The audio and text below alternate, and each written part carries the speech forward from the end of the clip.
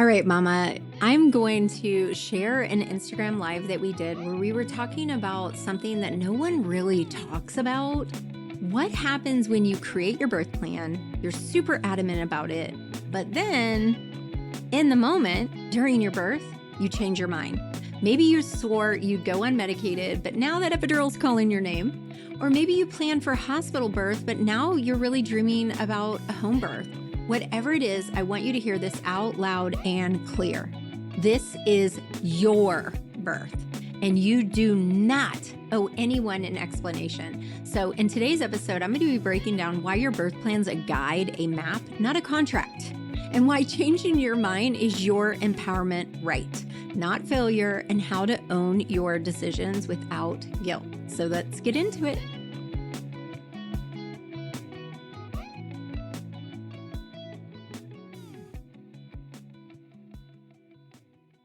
Okay, so here's what we're going to talk about. And I feel like this is so important and rarely talked about. So, what we're going to talk about tonight is changing your mind. You know, you have put all of this education and you've written out your birth plan and you've told everybody who will listen what you're doing during your birth. Then you get into your birth and you change your mind. And what I see a lot is a lot of moms struggle with so much guilt and like this sense of embarrassment. And if any of you guys are on here who have experienced this, please drop your stories and tell me if you created a birth plan, if you were like gung ho, I'm going to do this during my birth, and you changed your mind and then you felt like a little mom shame or mom guilt, or someone else made you feel bad about it. If that's the case, I want to hear that as well. So, just a quick little personal story. I have had several students that have gone one or the other way, right? They were very adamantly going to go unmedicated, and then they get into their birth, and at some point, they decided that they were going to get an epidural. And then they feel like, even when they're explaining their birth story to us inside of our membership or inside of our pregnancy hangouts or postpartum hangouts, when they're explaining their birth story, there's this like, oh, I ended up getting an epidural. And there's like this like negative thing to it, this negative vibe. Or maybe here's another one that I hear. Maybe you're like, I am absolutely not letting my baby go to the nursery. And then you have your baby and you're like absolutely exhausted and you're like feeling guilty because you want to ask the nurses if you can have them take the baby to the nursery, but you're thinking, gosh, I'm a horrible mom. Like I can't even handle having my baby the first night. I want to really address this and remind you, this is your journey. This is your birth. You get to make the choices.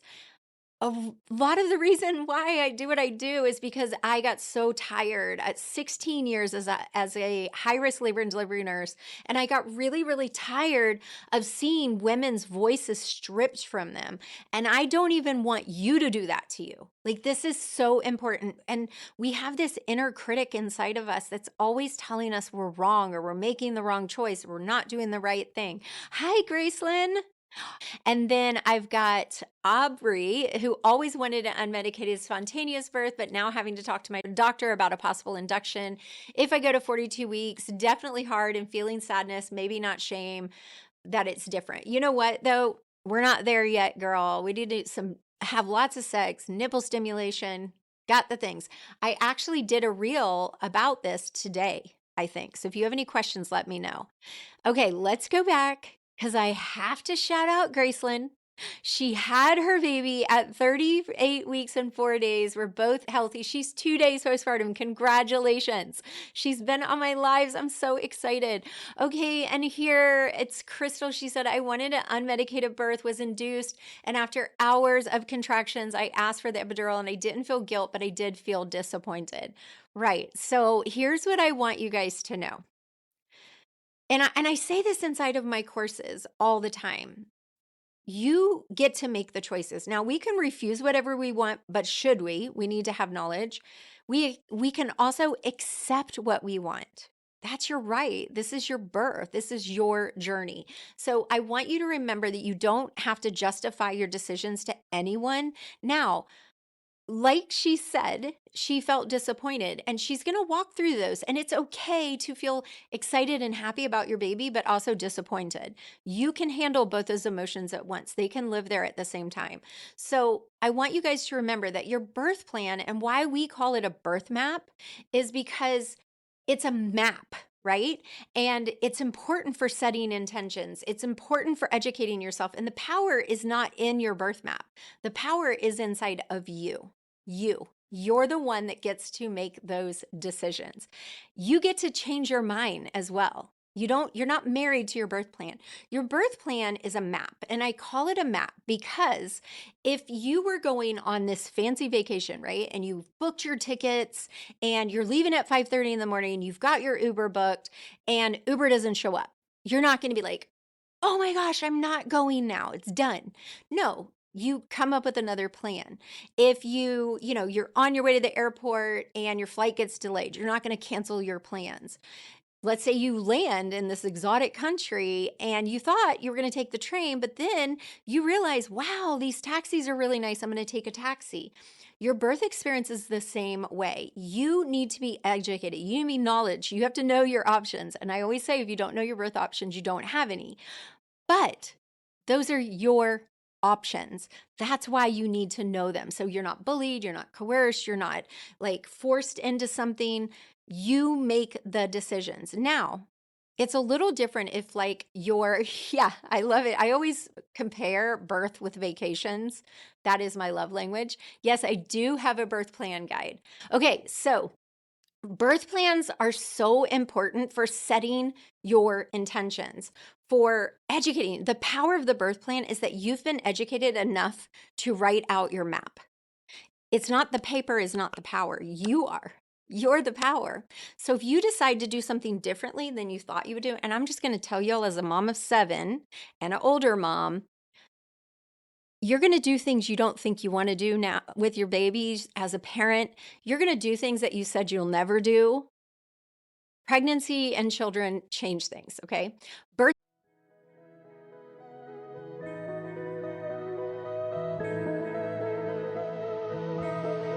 Guess what, Mama? Next Wednesday, I'm launching a brand new podcast series called Pregnancy Unpacked. And for the next 22 weeks, I'm walking you through each stage of your pregnancy.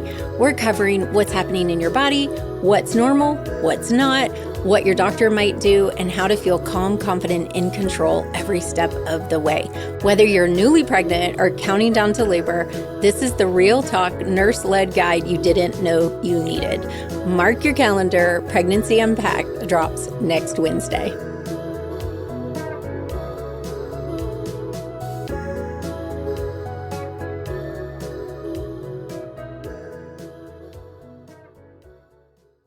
Birth is unpredictable, but true empowerment means that you're the one who is navigating the choices.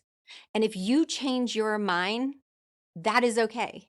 That is okay. Just like I said, you stay flexible because you're knowledgeable and you're able to pivot and do things differently. And honestly, the biggest critic that you're going to face is the one that's up here. And so I really want you guys, this is why we have our Mama membership. So when you join my classes, you get 30 days free in Calm Mama Society. And inside of Calm Mama Society, we have pregnancy hangouts, we have postpartum hangouts, we have EFT tapping, we do prayer, we've got expert workshops. We have so much to help you guys navigate that. And I just did a VBAC hangout with my VBAC moms. We were talking about some of the workshops we have, and one of them is about mom guilt. One of them is accepting this new version of you because you're going to be different. You will be. So here's common reasons that I see that moms change their mind. So the first one would be pain management plans. Maybe you planned unmedicated, you decide you want an epidural, or maybe you planned an epidural and you end up not being able to get one and you end up going, natural or unmedicated. I don't like saying natural because all birth is natural. So pain management plans, they are probably the biggest one that you may change your mind on what you wanted to do. Or maybe you were like, I'm absolutely not doing IV narcotics. And then you're like, give me all the drugs. Again, knowing your options, understanding when it's appropriate, what it's used for, how it's done ahead of time is going to give you a lot more peace. The next thing would be medical interventions. Like I tell my mamas all the time, don't ever say, I would never blank, because if you're in your birth, your baby's heart rate is down, you're going to be, yes, use the vacuum, or yes, do an episiotomy if it's needed in those situations. And if that's what's needed, that's what's needed. That's why we have the interventions. That's why you have to understand when and why, when they are appropriate and when they're just out of convenience. The other thing is you may change your mind just based on your instinct. Like you may be like, I am going to labor at home. I'm going to lay at home for a long time. And then I'm going to go in at the last minute. And then you're in labor and your instinct is like, I think I really need to go. I always teach my moms, we don't listen to fear, but we do listen to our intuition. Okay, you don't, again, I want to really, really nail this in. You do not owe an explanation to anyone. Inside of my birth classes, my students have said that I lay it out like a smorgasbord or like a buffet, and you get to pick and choose, because I also don't want to be someone who is pressuring you. I want you to know your options so that you can choose for you. That is your birthright. Okay, so have like a phrase or something ready to shut people down. So if you're worried about a choice that you made that maybe your mom or your grandma or your mother-in-law or your sister is going to guilt you on, just have a phrase like, I made the best choice for us, and that's what matters. Something simple. You don't owe explanations. And then walk through the guilt. I wouldn't ignore it. Walk through the disappointment. Process those emotions and allow yourself freedom from that, because you're probably going to be your biggest critic. Your baby wants to just be with you, right? So if your baby doesn't care if you got an epidural or not, your baby just wants to be with you. Just remember that. And then the final thing, again, it's your baby, your body, your birth. You get to navigate the decisions. Okay, Mama, remember this. This was a nice little shorty episode, but your birth is yours. You do not need to justify, you don't need to explain, you don't need to defend your choices to anyone. Whether you stick to your plan or you change your mind in the moment, that is your choice. You are in control. You are powerful and you are enough and you are capable. If you're looking for a supportive space to ask questions, get expert guidance, and connect with other moms who get it, come join us inside a Calm Mama Society. I cannot sing its praises enough. It's only $19 a month. You'll have access to pregnancy hangouts, postpartum hangouts, expert workshops, and a tribe of mamas who will have your back every step of the way. Go to labornursemama.com/CMS to join us today.